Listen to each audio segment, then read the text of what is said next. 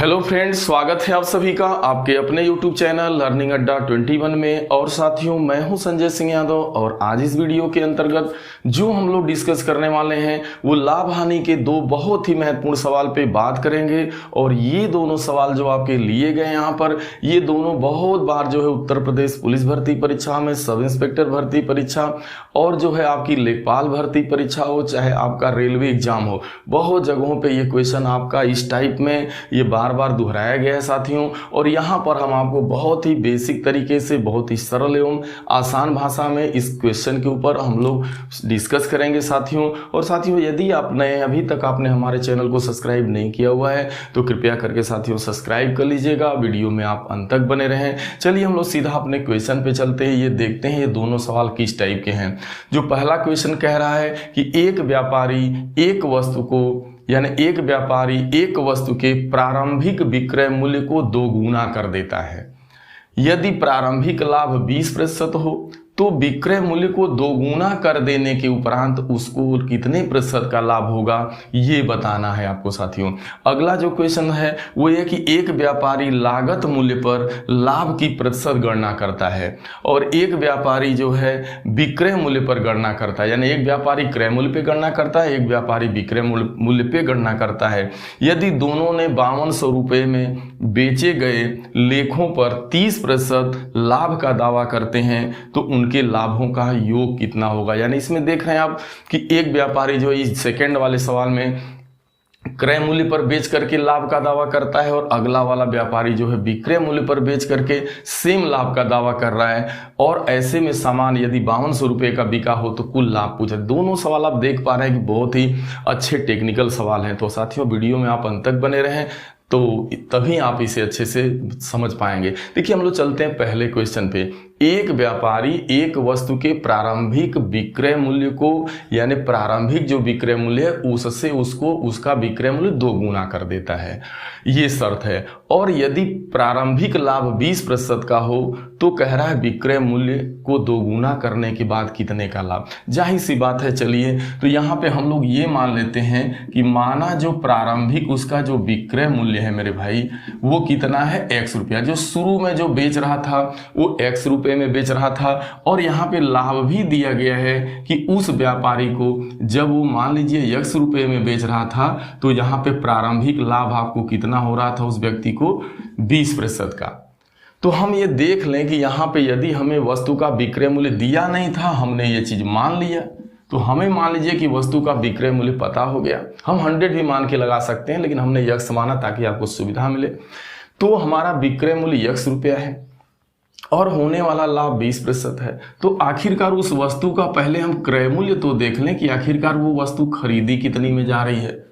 तो आपको सीधा सा जब विक्रय मूल्य पता हो और होने वाला लाभ प्रतिशत पता हो तो क्रय मूल्य कैसे निकलता है। क्रय मूल्य बराबर होता है साथियों विक्रय मूल्य गुणे आपका 100 होता है और 100 धन लाभ होता है। यही आपका फार्मूला होता है, इसी का इस्तेमाल करिएगा। विक्रय मूल्य X है, गुणे 100 करेंगे और लाभ 100 में 20 जोड़ेंगे 120 होगा। ये कटेगा 5 होगा 5 बार में, ये 6 बार में, यानी 5x बटा 6 रुपये आप देख पा रहे हैं उसकी क्या है, लागत है, क्रय मूल्य। अब जरा ध्यान में रखना है आगे। देखिए, जो वस्तु तो वही है ना, आइटम तो एक है, वस्तु वही है, तो क्रय मूल्य हर स्थिति में वही रहेगा। तो अब हमें जो है वस्तु का क्या क्रय मूल्य पता हो गया है, वो 5x बटा 6 रुपये आपका है। अब कह रहा है कि यदि विक्रय मूल्य, शर्त लगी कि यदि विक्रय मूल्य को दोगुना कर दिया जाए, तो अब नया जो विक्रय मूल्य है भाई, जो नया विक्रय मूल्य है वो क्या हो जा रहा है, पहले का दोगुना यानी 2x।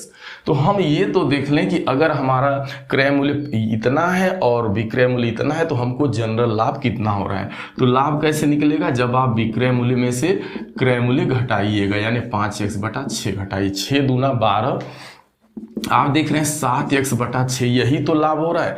आखिरकार पूछ रहा है कितना प्रतिशत का लाभ हो रहा है। तो प्रतिशत लाभ कैसे निकलता है, जो लाभ होता है वो लिखते हैं, यानी 7x बटा 6 प्रतिशत लाभ बराबर लाभ गुणे 100 अब बटा होता है आपका क्रय मूल्य यानी कि लागत। तो लागत क्या है आपकी, लागत है 5x बटा के 6। तो ये आप जैसे इसे सरल करिएगा तो 7x बटा 6 है और ये अब ये पलट जाएगी भिन्न, आपका 6/5x होगा और गुणे आपका 100 होगा। ये देख रहे हैं आप, ये 6 से 6 कट जाएगा, x से x कटेगा, 5 दूना 20, अब 20 साते 140%। यहाँ आप देख पा रहे हैं जो लाभ पहले 20% हो रहा था, यदि विक्रय मूल्य को 2 गुना कर दिया जा रहा है तो वो लाभ कितने का हो रहा है? 140%। बहुत ही आसान सवाल है, बहुत ही, बस कुछ नहीं करना। विक्रय मूल्य शुरुआत में मान लीजिए x है, होने वाला लाभ 20% है, तो हम यहाँ से पहले वस्तु का लागत पता करेंगे, क्रय मूल्य पता करेंगे।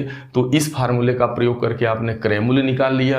अब आपको क्रय मूल्य पता है ही, वस्तु वही है, क्रय मूल्य नहीं बदलेगा, लेकिन विक्रय मूल्य 2 गुना हो जा रहा है, 2x हो जा रहा है। तो हम यहाँ क्या करेंगे, फिर अंतर जैसे ही घटाएंगे विक्रय मूल्य में से क्रय मूल्य, हमें लाभ पता चल जाएगा, फिर हम प्रतिशत लाभ निकाल लेते हैं। साथियों चलिए हम लोग नेक्स्ट क्वेश्चन पे चलते हैं।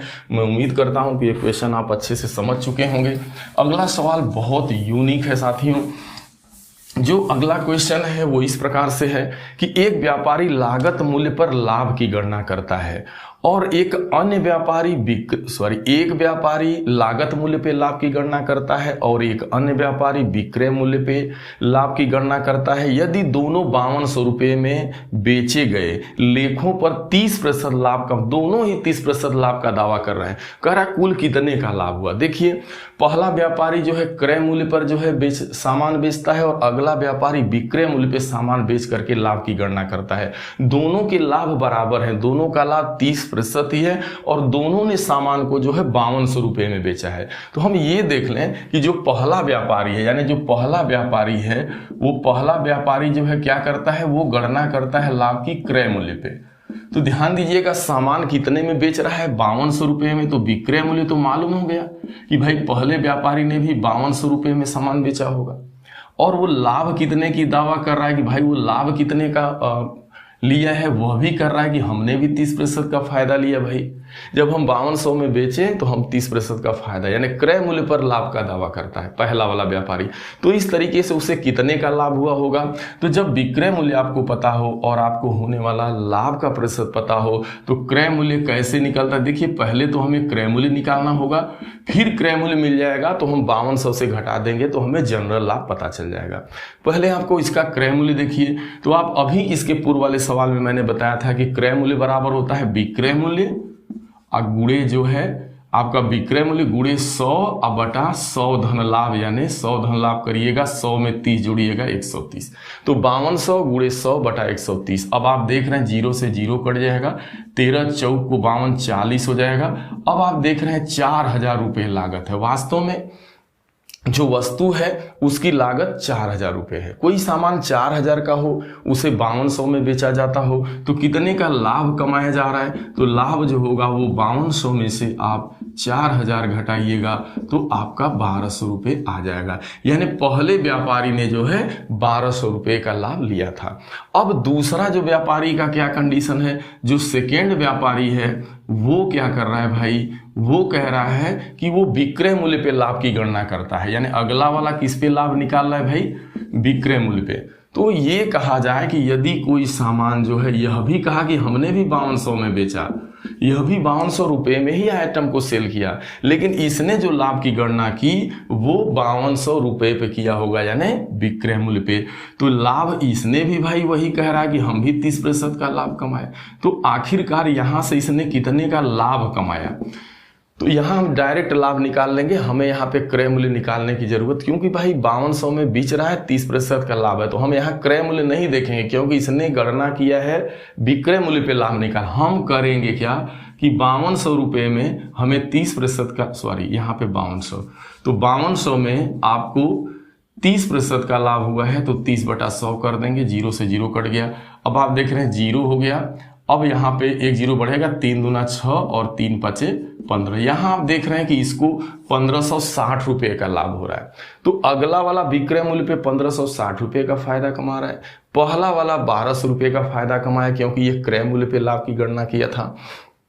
तो अब आप देखिए कि दोनों का लाभ कितना हो रहा है, यही आपसे पूछ रहा है कि दोनों का लाभ बताइए। इस तरीके से दोनों का लाभ, तो देखिए 1560 रुपये ये और 1200 रुपये ये, तो आपका हो जाएगा 2760 रुपया, दोनों तरीके से लाभ, यानी पहला वाला आंसर आपका सही। साथियों यहाँ कुछ नहीं करना है आपको, एक व्यापारी जो है ना ये क्रय मूल्य पे लाभ की गणना करता है और यहाँ पे 5200 रुपये में दोनों बेचते हैं, लेकिन दोनों 30% लाभ का दावा करते हैं। इसका मतलब 5200 में बिका है, 30 का लाभ कमाया जा रहा है, तो खरीदा गया होगा आपका 4000 में। 4000 में खरीदा गया, 5200 में बेचा गया, तो 1200 का फायदा लिया गया। अगला व्यापारी विक्रय मूल्य पे लाभ की गणना करता है, तो वो 5200 रुपये में बेच रहा है, 30% लाभ कमा रहा है, तो 5200 का 30% निकाल लीजिए कि आखिरकार कोई सामान हमने 5200 का बेच दिया, बोला भैया इसमें हमारा 30% का फायदा जुड़ा हुआ है। तो हम यहां से देख लेते हैं कि भाई इसने 30% लिया है 5200 में, तो कितना लाभ लिया, तो 5200 का 30% करेंगे तो 1560 रुपये का आप हमसे इसमें फायदा कमा लिए। कहने का मतलब ये कि 1560 का ये फायदा कमाया, 1200 का पहला व्यापारी, दूसरा व्यापारी 1560 का। इस तरीके से दोनों का योग करिएगा तो 2760 रुपये आ जाएगा। साथियों, ये वीडियो आपको कैसा लगा? मैं उम्मीद करता हूँ कि ये वीडियो आपको जरूर पसंद आया होगा। यहाँ मैंने बहुत ही बेहद सरल एवं आसान भाषा में आपको समझाने का कोशिश किया। साथियों, यदि ये वीडियो अच्छा लगा हो आपको तो अपने दोस्तों के बीच शेयर जरूर करिएगा। साथियों, चैनल को सब्सक्राइब करिएगा, बेल आइकन को प्रेस करिएगा और जो है आप लाइक करिएगा। और साथियों, इसके साथ ही साथ आप जो है कमेंट जरूर करिएगा। आपके कमेंट का हमें बहुत ही बेसब्री से इंतजार रहेगा। मिलते हैं तब तक नेक्स्ट वीडियो में हम साथियों, तब तक के लिए आप सभी को बहुत बहुत धन्यवाद।